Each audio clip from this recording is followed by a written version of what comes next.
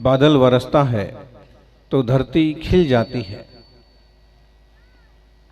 बादल बरसता है तो धरती खिल जाती है। एसिड बरसता है तो धरती जल जाती है। बादल बरसता है तो धरती खिल जाती है। एसिड बरसता है तो धरती जल जाती है।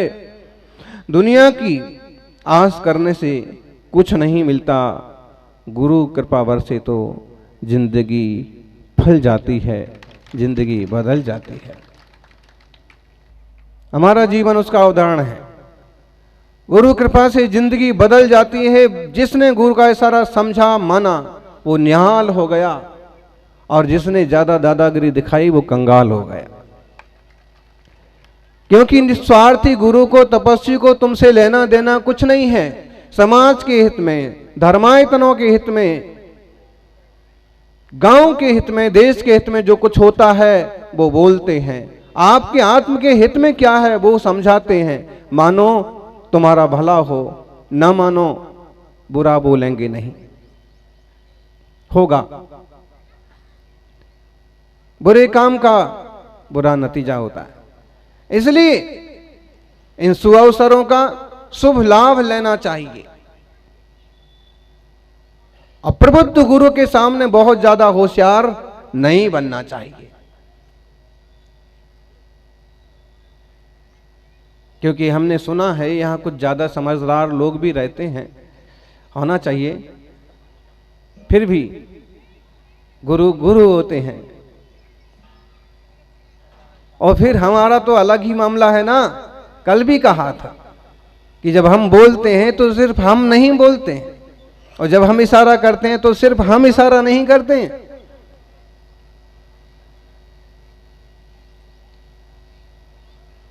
ब्रह्मा विष्णु महेश तो 3 ही हैं, हम 4 हैं। पूरी परंपरा है।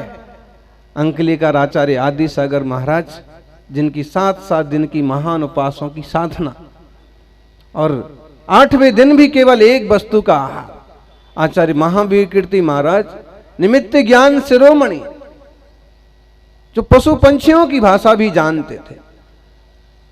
खंड विद्या धुरंधर आचार्य विमल सागर जी महाराज, जिनके इशारों पर देवी देवता भी नृत्य करते थे। और तपस्वी सम्राट गुरुवर सन्मति सागर, जिनकी तपस्या और साधना की ऊंचाइयां तो कोई नाप ही नहीं सकता है। देवता भी जिनकी आरती उतारने के लिए चले जाते थे। जो महान साधना के क्षेत्र में साधक छोड़ के गए हैं, उन साधकों की साधना में सहयोगी बने और उनके निस्वार्थ इशारों पर चलें, संदेशों पर चलें तो कल्याण होगा। ज्ञानियों,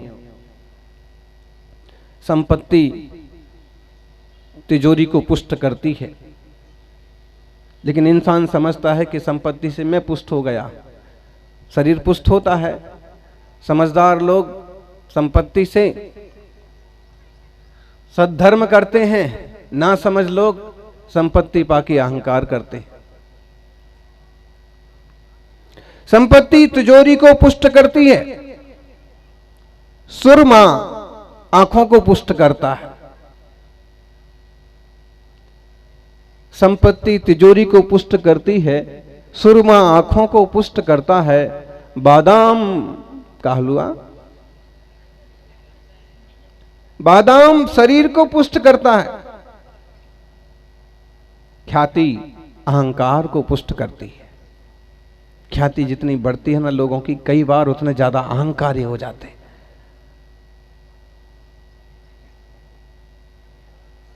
संपत्ति तिजोरी को पुष्ट करती है, सुरमा आंख को पुष्ट करता है, बादाम शरीर को पुष्ट करती है, ख्याति अहंकार को पुष्ट करती है।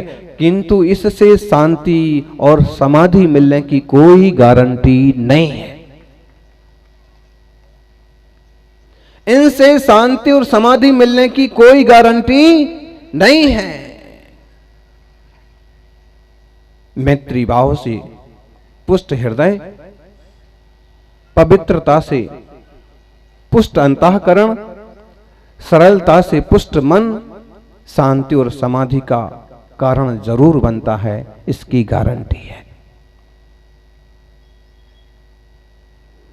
शांति और सरलता के लिए निर्मल मन चाहिए, शांत अंतःकरण चाहिए, वीतराग भाव चाहिए। यानी संसार में जीव ने क्या क्या उपलब्धियां हासिल नहीं कर ली,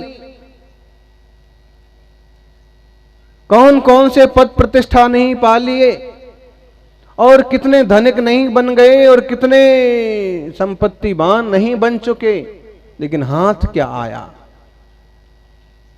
हाथ पर्याय बदलते सब यहां का यहां छूट जाता है।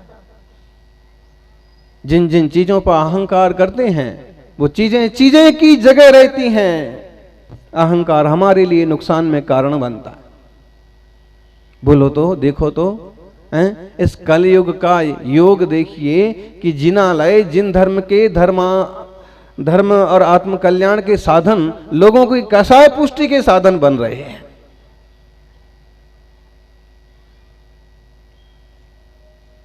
कुछ भी बातें उलझा लेंगे, बरसों बरस 10 साल हो गए, 15 साल हो गए हैं, भगवान को अधर में लटकाए रखेंगे। ये तो कोई भगवान जी होते हैं कि मंदिर 3 साल में बना लेते हैं। हम भी गए थे भगवान जी के मंदिर,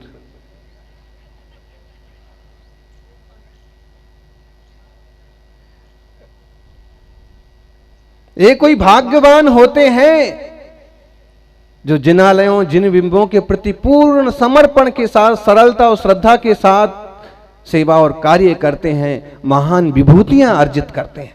कई बार वर्तमान संपत्ति के अहंकार में लोग देव शास्त्र गुरु को कुछ नहीं गिनते। ऐसे महाराज कितने आगे चले गए होंगे, लेकिन तुमने इनको नहीं देखा है।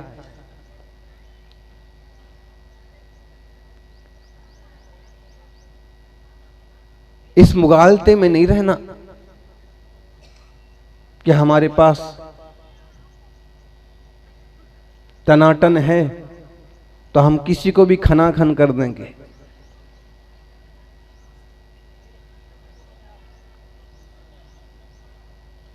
पाप के उदय में संपत्तियां कहां घुस जाती हैं और विपत्तियां कहां से टपक आती हैं, बड़े बड़े ऑफिसर्स को भी मालूम नहीं पड़ता कि सीबीआई और ईडी के अधिकारी कब कहां से घुस आए। ऐसे ही संपत्तियों का अहंकार करने की बजाय सदुपयोग करना सीखिए। बुद्धि को अड़ंगा बनाने की बजाय जोड़ने में निमित्त बनाना सीखिए। क्योंकि सभी धर्म बुद्धि वाले लोग हैं, फिर भी एक दो लोगों के कारण से उलझनें पैदा हो जाती हैं। उन एक दो लोगों से भी कहना है, यानी जीवन उलझने के लिए, उलझाने के लिए नहीं है, सुलझने के लिए, सुलझाने के लिए है। उलझन स्वयं मिट जाएगी कि तू उलझना छोड़ दे। उलझन क्यों है बोलो? अरे भाई उलझन क्यों है? क्योंकि तू उलझ रहा है, सो उलझन है। उलझन स्वयं मिट जाएगी कि तू उलझना छोड़ दे, भटकन स्वयं मिट जाएगी कि तू भटकना छोड़ दे। तू भटकना छोड़े तो भटकन मिटे। 1,84 में किसी और ने तुम्हें नहीं भटकाया है। कहने वाले भले कहते हैं कि भगवान ने हमें इंसान बना दिया है, भगवान ने उन्हें औरत बना दिया है, भगवान ने उन्हें जानवर बना दिया है। वास्तव में भगवान ने किसी को कुछ नहीं बना दिया है, सारे अपने कर्मों से बने हुए। जिनने फूल बोए थे उनके आंगन में फूल उगे हैं, जिनने कांटे बोए थे उनके यहां कांटे उगे हैं। अभी नहीं उगे हैं तो बीज जब फलेगा तब उगेंगे। अंग्रेजों के जमानों में भी ना ऑनरेरी जज होते थे, अक्सर कर जैनी, मतलब सरकार की तरफ से अधिकार दिए जाते थे कि इस गांव में, इस शहर में ये जज है, ये जस्टिस, ये न्याय करेगा। अक्सर कर तभी वो सर सेठ वगैरह वगैरह डिग्रियां लगती थी। और अब ये हाल है कि हम मंदिर की दीवार का, मंदिर की ऊंचाई का, मंदिर की जगह का, कि मेरे तेरे अधिकार का, ये सब तमाशा लेके कहां जाते हैं? शर्म की बात है। अरे एक अच्छे समाज के तो परिवारों का न्याय भी कोर्ट में नहीं जाना चाहिए। आप समाज स्तर पर निपटाइए, परिवार के स्तर पर निपटाइए। तपस्वी सम्राट कहते थे कि इस तरह की प्रवृत्ति करने वाले लोग तो बंदर बाट में पड़ जाते हैं और उनके हाथ कुछ नहीं लगता है। कोर्ट कचहरी के चक्कर लगाते रहो, दिमाग खराब करते रहो, एक दूसरे से आर्त रौद्र ध्यान करते रहो, बैर बांधते रहो, एक दूसरे को नीचा दिखाने के लिए ज्यादा से ज्यादा कोशिश करते रहो, और इस तरह से जीवन चला जाता है। किस में जा रहा है जीवन? मैं धर्म के लिए लड़ रहा हूं। तुम धर्म के लिए नहीं लड़ रहे हो, तुम अपने अहंकार के लिए लड़ रहे हो। धर्म के लिए लड़ना होता तो कभी के हाथ जोड़ के कह देते कि भैया जो उचित है, और गुरुदेव ने जो कह दिया है, समाज के वरिष्ठ जनों ने जो कह दिया, सर्वमान्य है, स्वीकार है।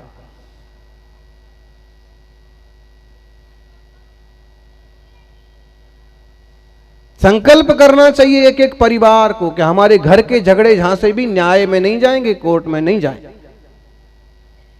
आप अपने समाज की ऐसी रूपरेखा बनाइए, ऐसा माहौल बनाइए।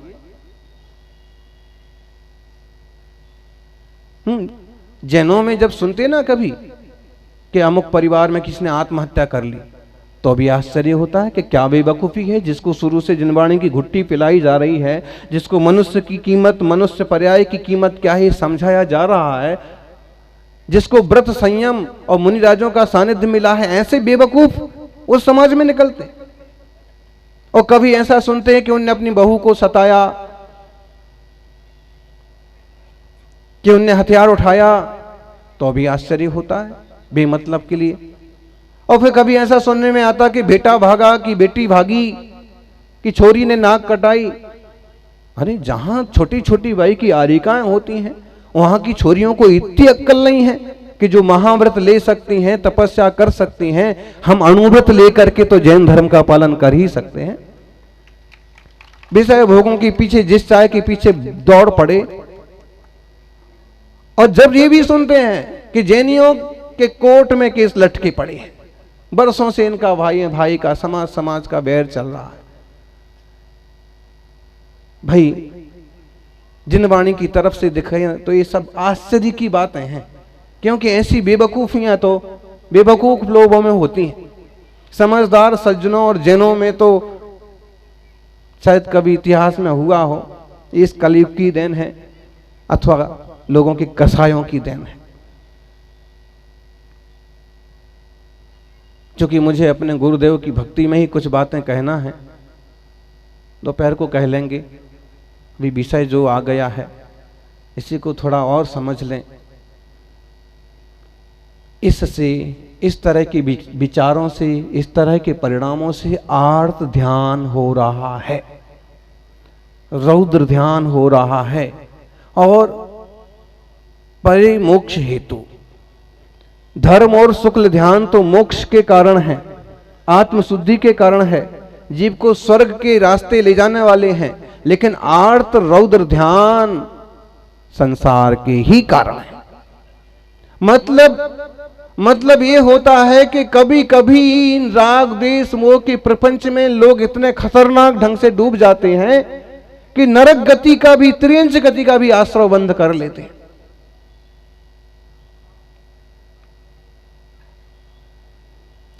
आज मंदिर के दर्शन के लिए गए थे, एक कबूतर मरा पड़ा था।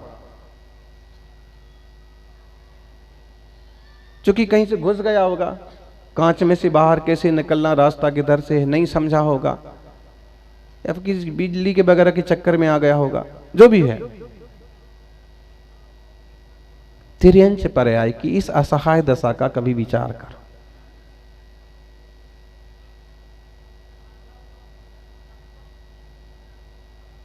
कहने वाले कहते थे नरक किसने देखा?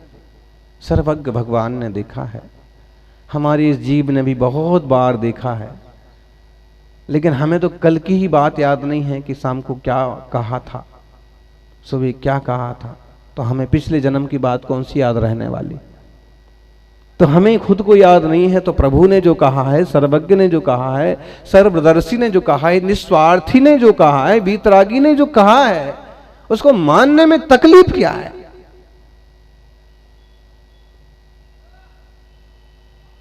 आर्त ध्यान चला, ऐसे करके रखूंगा, सामने वाले को मजा चखा के रहूंगा, कैसे कौन होता है, ये होता है, वो होता है। ये परिणाम खोटे चल रहे हैं भाई, खोटे परिणाम चल रहे हैं। ये आश्रव बंद इससे बुरा बुरा हो रहा है। आप तरह तरह के रंग से अपनी आत्मा को रंग रहे हैं। माताओं, घर में भी कभी बहू को, बेटी को, ननद को, सास को लेकर के ऐसे परिणाम में उठापटक हो जाती है कि बिल्कुल आग लगा दे। लेकिन परिणाम की आग बुझा लीजिए, नहीं तो बाहर सचमुच में आग लग जाएगी। और उसके परिणाम यहां तो बुरे होते ही हैं, यहां के बुरे परिणाम से कोई बच भी जाए, आश्रव बंध से कौन बचेगा। आप पुराण पढ़िए ना, प्रथमान योग पढ़िए ना। रावण को सीता ने नहीं मारा, न राम ने मारा, न सीता ने मरवाया और न राम ने मरवाया। वास्तव में उसके खोटे परिणाम, उसके कसाय परिणाम, उसके अहंकार के परिणाम, और उसकी होना थी दुर्गति, इसलिए वो परिणाम भी नहीं छोड़ पाया। मुनि राजों के पास जाना कभी सुबह शाम, कम से कम जो आचार निष्ठ साधक हैं आपको प्रतिक्रमण करते मिलेंगे। सुबह को प्रतिक्रमण कर रहे होंगे रात्रि संबंधी, और दिन के शाम को प्रतिक्रमण कर रहे होंगे दिन संबंधी। और मिच्छामि दुक्कडम, मेरा किसी से कोई अपराध बन पड़ा है तो मैं क्षमा मांगता हूं, सबको क्षमा करता हूं, किसी के प्रति मेरा कोई बैर भाव नहीं है। मेरी स्लेट मुझे एकदम कोरी रखना है, इस पर ऐसा कुछ भी नहीं लिख लेना है कि मुझे नीचे लेके जाए। मेरी कॉपी, मेरी बही खाते पर मुझे ऐसा कुछ लिखना है कि मेरी आत्मशुद्धि बढ़े। ऐसा ही गुरुदेव सन्मति सागर जी का उत्तम चरित्र हम सबको संदेश देके गया कि आप जीवन को तप त्याग के माध्यम से ऊंचा उठाइए, जीवन को मंगलमय बनाइए। ज्ञानियों,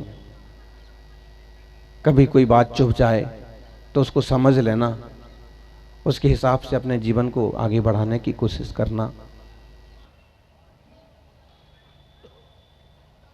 मन को और बुद्धि को सुलझा लें, जिन शासन की पूर्ण सद्भाव से सेवा करें, आपकी आत्मा भी परमात्मा बनेगी। जय बोलिए 24 तीर्थंकर भगवान की।